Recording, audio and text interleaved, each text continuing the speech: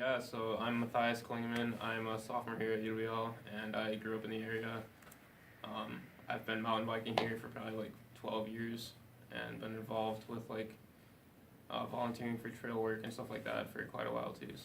So I'm a physical therapist here in town. Also, uh, big into helping kind of build and maintain the trails. So I actually am one of the certified Outdoor Recreation Alliance trail leaders. So I go out and help lead groups that are trying to organize and kind of both maintain and also build new trails in the cross community. And then from the PT side of things, we also work a lot with runners in the area. So kind of from the rehab standpoint, then we also have strength classes in the space that we're in right now that help kind of get runners ready for trail running in particular. So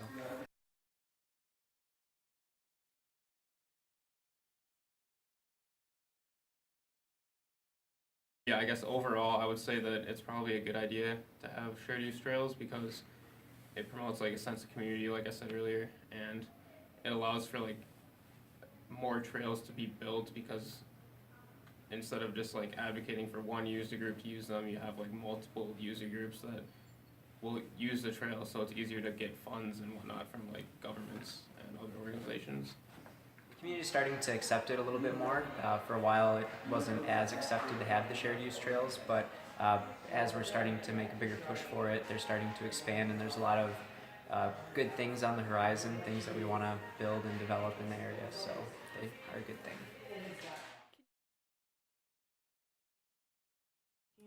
Um, I think we should have shared use trails whenever possible. We have some of our older trails are really narrow. They're old single track trails, and so it'd be hard for both user groups to use them. And so they're hiking trails right now.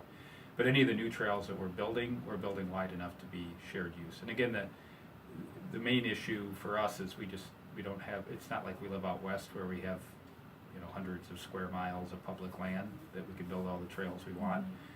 Then you could have more single-use trails where we don't have a lot of public land here, so we have to use it as efficiently as possible. So either build double the number of trails, or you build trails that you can share, and we build trails we can share. So in general, when you have more user groups, more people are there to help maintain them. When you get pigeonholed into one user group, you only have that group that's going to help kind of maintain. And we've seen that a lot in La Crosse because in Lower Hickson, it's traditionally been a lot more just hiking, where Upper Hickson is more of that shared use, hiking, running, biking. And Upper Hickson gets maintained a lot more frequently and a little bit better than Lower Hickson has in the past. So that's probably one of the big things outside of that. When you build a trail that's meant for multiple users, it's typically built a little bit more sustainably. When you look at like trails that are specifically made for hiking, one for instance is like the Superior Hiking Trail up on the North Shore Lake Superior. It is an amazing trail. I love spending time up there, but that trail gets rutted out a lot. It requires a lot of maintenance because it was built for only foot traffic, where shared use trails tend to be a little bit more sustainable.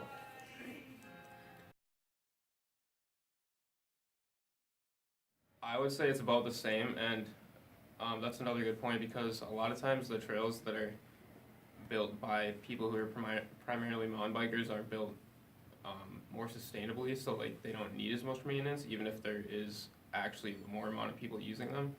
So I would say that like overall, like the amount of maintenance isn't really any different. It's just that a lot of times the mountain bike trails are built better for long term, so they don't need as much maintenance. In terms of trail use, if the trail is built properly, hikers and bikers should do equal amounts of damage, or I should say hopefully minimal damage if we build it right. It also depends on when they use the trail. So we just had a running race up in Hickson during the rain, and 600 runners went over the trail, and it did a fair amount of damage just from the sheer number of people and going on the trail when it's wet. So ideally, if we can keep people off the trail when it's wet, that's the big thing. But in theory and in practice, the hiking and biking should have about the same impact. In recent years, it's becoming more, but I know that in the past, there's been a lot of backlash against mountain bikers. I would say mostly because a lot of people don't understand like exactly what mountain biking is, because a lot of people I've heard say like they think that mountain biking is damaging to the environment or the trail system, when in fact I would argue that mountain bikers are actually some of the better trail user groups, just because, or not like better in terms of like they're better than other people, but like they take care of the trails better, because a lot of times hikers will just go off trail and create like a rogue trail, or just like a trail that they created from not using the designated trail that's built, whereas mountain bikers will almost always stay on the trail that's already built, so they don't create that like other trail that's not supposed to be there that could cause further erosion. There's always going to be pushback. I mean, ideally, if you're a hiker or you're a biker, you'd like to be the only one on the trail. I mean, that's ideal for you.